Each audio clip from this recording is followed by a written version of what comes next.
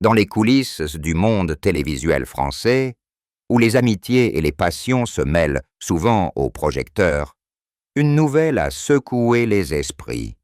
Pascal Bataille, figure emblématique de l'animation, a récemment révélé son intention de se remarier avec son ex-épouse. Une décision qui a ému jusqu'aux larmes son complice de longue date, Laurent Fontaine. À 65 ans, cet homme né à Paris en 1960 traverse une phase de renouveau personnel marquée par des réflexions sur l'amour, la famille et les liens durables. Cette annonce, venue comme un coup de théâtre, rappelle combien la vie privée des célébrités peut influencer leur image publique. Elle nous invite à explorer les racines de cette histoire, en commençant par les origines d'un parcours qui a fait de Bataille une icône de l'écran. Pascal Bataille est né le 25 janvier 1960 à Paris, dans une capitale encore marquée par les échos de la reconstruction d'après-guerre. Issu d'un milieu modeste, il grandit dans un environnement où la créativité devient un refuge face aux contraintes quotidiennes. Dès l'adolescence, il manifeste un intérêt pour le spectacle, participant à des représentations scolaires qui captivent ses camarades et attirent l'attention des professeurs. Après ses études secondaires, il s'oriente vers le journalisme et la communication, multipliant les stages dans des radios locales où il affine sa voix et son charisme. Un extrait d'une interview ancienne illustre cette passion naissante. « J'ai toujours su que ma place était devant un micro, à raconter des histoires qui touchent les gens. » Cette période formative est jalonnée de défis, avec des emplois précaires et des auditions infructueuses, mais elle forge sa résilience. Analytiquement, le trajet de Bataille reflète celui de nombreux animateurs français qui gravissent les échelons par persévérance plutôt que par népotisme. Ses premières apparitions télévisuelles datent des années 1980, dans des émissions mineures où il teste son style direct et empathique. C'est en 1990 qu'il rencontre Laurent Fontaine, un partenariat qui transforme sa carrière. Ensemble, ils produisent des formats innovants, mêlant divertissement et émotion. Bataille se distingue par sa capacité à créer du lien avec le public, une qualité qui le propulse vers des projets plus ambitieux. Au fil des ans, il diversifie ses activités, passant de la radio à la production, tout en maintenant un équilibre précaire entre ambition professionnelle et vie personnelle. Son mariage initial, qui aboutit à la naissance d'un enfant, apporte une dimension familiale à son existence, influençant subtilement ses choix artistiques. Cette union, bien que discrète aux yeux du public, devient un pilier dans les moments de doute. Globalement, ce chapitre démontre comment les fondations posées dans la jeunesse ont préparé Bataille à naviguer dans un univers médiatique exigeant sans anticiper les tournants émotionnels à venir. Le duo formé par Pascal Bataille et Laurent Fontaine émerge au début des années 2000 comme un phénomène télévisuel. Leur émission phare, Y a que la vérité qui compte, lancée en 2002 sur TF1, révolutionne le genre du talk show en France. Le concept, inspiré de formats étrangers, met en scène des retrouvailles surprises derrière un rideau, mêlant confessions intimes et résolutions dramatiques. Bataille, avec son approche chaleureuse, complète parfaitement le dynamisme de Fontaine, créant une alchimie qui captive des millions de téléspectateurs. Un témoignage de l'époque souligne cette synergie. Nous sommes comme des frères, capables de nous comprendre d'un regard. Les audiences explosent, atteignant des pics records. et l'émission devient un rendez-vous incontournable, diffusée jusqu'en 2006 avant une reprise sporadique. Analytiquement, ce succès illustre l'appétit du public pour des contenus authentiques, où l'émotion prime sur le spectacle pur. Les deux animateurs gèrent les controverses, comme les accusations de mise en scène, en maintenant une transparence relative.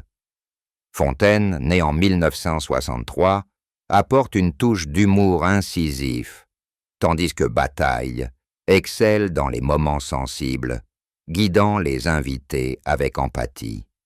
Leur amitié, forgée sur des plateaux animés, s'étend au-delà du travail, avec des voyages et des projets communs. Bataille, père d'un enfant, intègre parfois des anecdotes familiales dans les émissions, humanisant son image. Le programme génère des débats sociétaux sur la vie privée et les relations humaines, positionnant le duo comme des observateurs avertis de la société française. Après l'arrêt initial, ils explorent d'autres ventures, comme des productions indépendantes, renforçant leur légitimité. Cette ère de gloire consolide leur statut, mais expose aussi les pressions du métier, où la vie personnelle peut être éclipsée par la notoriété. En rétrospective, ce chapitre met en lumière comment une collaboration fructueuse a non seulement boosté leur carrière, mais aussi tissé des liens indéfectibles, prêts à affronter des révélations futures. Derrière les lumières des studios, la sphère intime de Pascal Bataille révèle une existence plus nuancée. Son mariage avec Adra, célébré dans les années 1990, marque un engagement profond, aboutissant à la naissance d'une fille qui devient le centre de son univers. Cette union, gardée à l'abri des tabloïds, offre un havre de paix face aux exigences du show business. Bataille évoque souvent cette période avec tendresse. Ma famille est mon ancre, elle me ramène à l'essentiel. Les défis surgissent et avec la montée de la célébrité, où les horaires irréguliers et les déplacements pèsent sur le couple. Analytiquement, cela reflète les tensions courantes chez les personnalités publiques où le succès professionnel peut éroder les fondations personnelles. La séparation survenue il y a une décennie est gérée avec discrétion, priorisant le bien-être de l'enfant. Bataille reste impliqué en tant que père, organisant des vacances communes et soutenant les activités scolaires. Fontaine, en tant qu'ami proche, joue un rôle de confident, offrant un soutien moral lors des moments difficiles. Cette phase post-divorce voit Bataille et explorer de nouvelles relations, mais sans engagement durable, comme il l'admet dans des entretiens récents.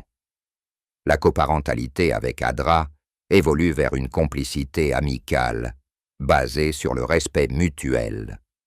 Des événements familiaux, comme les anniversaires, renforcent ces liens, démontrant une maturité émotionnelle. Bataille intègre ces expériences dans son travail, produisant des contenus axés sur les réconciliations. Ce chapitre explore comment les aléas de la vie privée ont influencé sa vision du monde, préparant le terrain pour des décisions inattendues où l'amour passé pourrait ressurgir. À mesure que les années s'accumulent, Pascal Bataille fait face à une série de défis qui mettent à l'épreuve son équilibre intérieur et professionnel. Entrant dans la soixantaine, il traverse une période de transition où les projets télévisuels se raréfient, laissant place à une introspection forcée. La pandémie de 2020 agit comme un catalyseur, interrompant brutalement ses engagements et l'obligeant à se confronter à lui-même dans le silence de son domicile parisien. Bataille partage dans une déclaration récente. Ce confinement a été un miroir impitoyable, me forçant à revisiter mes choix de vie, loin du tumulte des plateaux. Analytiquement, cette phase met en évidence comment les crises sanitaires globales impactent les carrières dans les médias, poussant les figures établies vers une réévaluation des priorités, souvent vers des aspects plus personnels comme la santé mentale et les relations familiales. Sa fille, devenue adolescente, devient un pilier central, avec des échanges profonds sur l'éducation, les rêves et les défis de l'adolescence, renforçant leurs liens au-delà de la simple paternité. Fontaine, confronté à des épreuves similaires dans sa propre vie, devient un allié inestimable, organisant des appels vidéo réguliers pour partager des réflexions et des encouragements mutuels. Bataille explore des pratiques bien-être telles que la méditation quotidienne et des randonnées en Île-de-France, pour apaiser le stress accumulé au fil des décennies de pression médiatique. La solitude post-séparation pèse particulièrement, menant à des tentatives de reconnexion via des plateformes en ligne.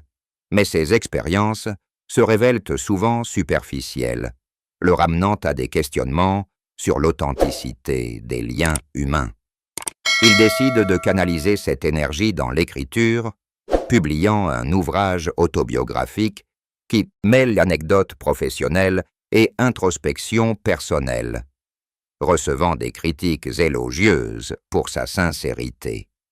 Des rumeurs sur une santé fragile circulent dans la presse, qu'il balaie avec son humour habituel, affirmant une vitalité renouvelée grâce à un régime équilibré et des contrôles médicaux réguliers. Cette maturité l'incite à revisiter son passé conjugal, analysant les raisons de l'échec avec une perspective plus sage, reconnaissant les erreurs mutuelles sans amertume. Des rencontres fortuites avec Adra, lors d'événements liés à leur fille, comme des spectacles scolaires ou des fêtes familiales, ravivent des souvenirs chaleureux et ouvrent la porte à des conversations plus ouvertes. Fontaine, observant ces évolutions, encourage activement ces échanges, voyant en eux un potentiel de guérison émotionnelle pour son ami. Bataille s'engage davantage dans des causes philanthropiques, soutenant des associations pour les familles monoparentales et participant à des conférences sur la résilience post-divorce. Analytiquement, ces engagements démontrent une évolution vers une sagesse acquise, où les échecs passés se transforment en leçons pour soi et pour les autres, favorisant une croissance personnelle qui transcende la notoriété. Les amis et collègues notent un changement subtil chez lui, avec une ouverture émotionnelle accrue et une propension à prioriser l'équilibre vie-travail. Ce chapitre détaille minutieusement comment ces défis de la maturité ont pavé la voie à une décision surprenante, ancrée dans une quête profonde de stabilité et de sens, illustrant la complexité des trajectoires humaines chez les personnalités publiques. L'annonce du remariage de Pascal Bataille avec son ex-épouse Adra émerge comme un événement inattendu, révélé lors d'une interview exclusive en septembre 2025, captivant immédiatement l'attention du public. À 65 ans, Bataille exprime cette intention avec une sérénité qui contraste avec les tumultes passés, expliquant que des mois de dialogue discret ont permis de reconstruire une complicité effacée par le temps. Il déclare avec émotion « Nous avons compris que notre histoire n'était pas close, mais simplement mise en suspens, attendant le bon moment pour renaître. » Analytiquement, ce revirement souligne les dynamiques fluides des relations contemporaines, où les ex-conjoints peuvent se réinventer grâce à une maturité accrue défiant les stéréotypes sur l'irréversibilité du divorce. La préparation de cette union, Renewed, inclut des sessions de conseil conjugal intensives, centrées sur l'amélioration de la communication et la résolution de conflits anciens, démontrant une approche proactive. Leur fille, au cœur de cette réunification, exprime publiquement sa joie, voyant dans ce pas une validation de l'unité familiale qu'elle a toujours souhaitée. Fontaine, informé en amont lors d'un dîner privé, réagit avec une émotion palpable, renforçant l'idée que les amitiés durables jouent un rôle crucial dans les tournants personnels. Bataille décrit les aspects logistiques avec précision. Une cérémonie intime prévue pour l'hiver 2025 dans un château discret en Normandie, limitée à un cercle restreint d'invités, incluant famille et amis proches, avec un accent sur la simplicité et l'authenticité, plutôt que sur le faste médiatique. Des photographies partagées sur les réseaux sociaux montrent que le couple radieux lors d'une promenade automnale, symbolisant un nouveau départ empreint de tendresse. Analytiquement, cette décision interroge les normes sociétales sur les secondes chances en amour, particulièrement chez les seniors, où la stabilité émotionnelle prime sur les aventures passées et passagères. Bataille intègre cette évolution dans ses projets professionnels, envisageant un épisode spécial de son émission sur les thèmes des réconciliations familiales, utilisant son vécu pour inspirer les téléspectateurs. Adra, professionnel dans le domaine éducatif, apporte une perspective équilibrée, soulignant l'importance de la patience et du pardon dans les relations durables. Les médias couvrent l'événement avec une mixture de surprise et d'enthousiasme, multipliant les analyses sur l'impact pour l'image publique de Bataille, souvent perçu comme un romantique invétéré. Fontaine organise une surprise touchante, comme un message vidéo compilant des souvenirs communs qui accentuent les liens fraternels du duo. Ce chapitre examine en profondeur les coulisses de cette annonce, équilibrant descriptions intimes des motivations personnelles avec des réflexions analytiques sur les évolutions relationnelles, illustrant comment un acte privé peut résonner publiquement dans le monde du divertissement. L'annonce du remariage provoque un véritable tourbillon de réactions au sein du public et des médias, oscillant entre félicitations chaleureuses et spéculations sceptiques. Sur les réseaux sociaux, les fans inondent les comptes de Bataille, de messages d'admiration, célébrant ce geste comme un conte de fées moderne, tandis que des critiques plus cyniques évoquent un space. N'est-il un possible coup de communication pour relancer une carrière en veille? Fontaine, lors d'une apparition émouvante dans une émission matinale, ne parvient pas à contenir ses larmes, déclarant avec une voix tremblante « C'est une joie immense pour moi », comme si une boucle de notre histoire commune se refermait enfin, témoignant de la force des liens vrais. Analytiquement, cette réaction met en lumière l'interconnexion profonde entre amitié professionnelle et vie privée dans l'industrie du show business, où les émotions partagées amplifient l'impact humain des événements. Les collègues du milieu télévisuel, tels que d'anciens producteurs,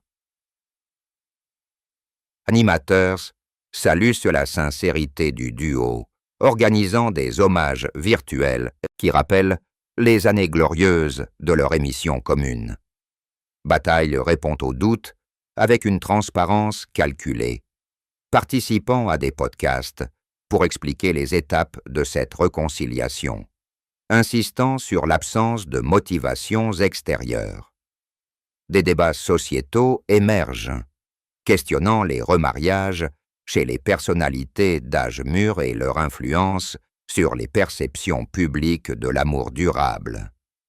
Fontaine, encore ému, partage des anecdotes personnelles sur leur partenariat, liant cette nouvelle à l'essence même de « y a que la vérité qui compte », où les vérités émotionnelles triomphaient toujours. Analytiquement, les controverses autour de la vie privée des stars soulignent les tensions entre authenticité et perception médiatique, amplifiant l'impact culturel de telles annonces. Bataille utilise cette plateforme pour promouvoir des messages positifs sur l'amour mature, collaborant avec des experts en psychologie pour des articles sur la résilience conjugale. Les réactions varient selon les générations. Les plus jeunes voient un modèle inspirant, tandis que les contemporains apprécient la nuance d'une seconde chance. Des magazines People publient des dossiers spatiaux, équilibrant scoops et analyses, ce qui renforce la visibilité de Bataille, sans altérer sa discrétion habituelle. Fontaine, en tant que témoin privilégié, organise une soirée commémorative avec des amis communs, où les larmes cèdent la place à des rires partagés.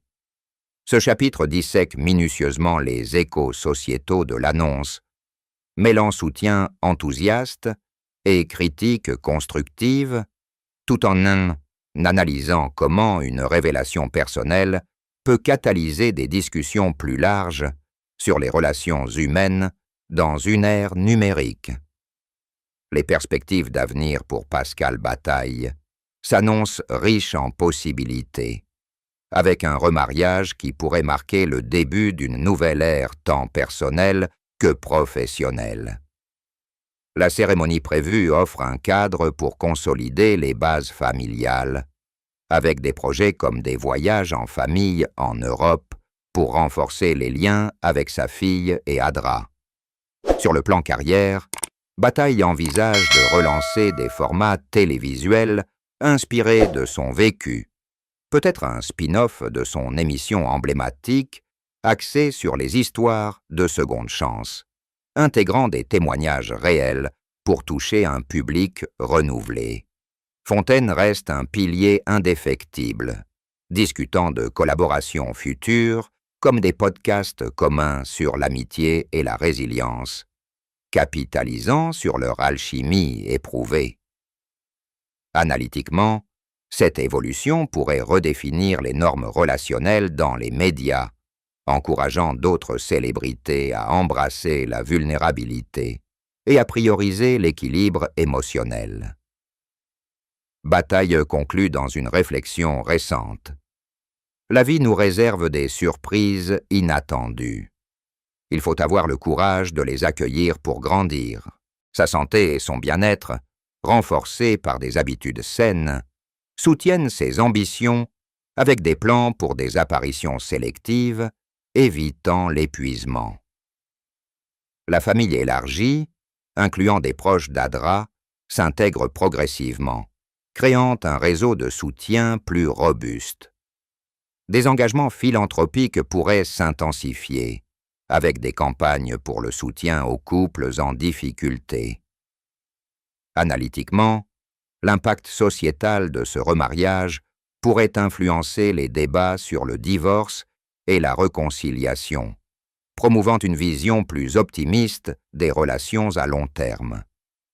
Des défis potentiels, comme la gestion de la notoriété accrue, sont anticipés avec prudence. Que pensez-vous de ce retour aux sources pour Bataille? Ce remariage signera-t-il une renaissance durable dans sa vie et sa carrière? Ou anticipez-vous des obstacles dans un monde médiatique en constante évolution? Commentez, likez et abonnez-vous pour découvrir plus d'histoires inspirantes sur les figures culturelles.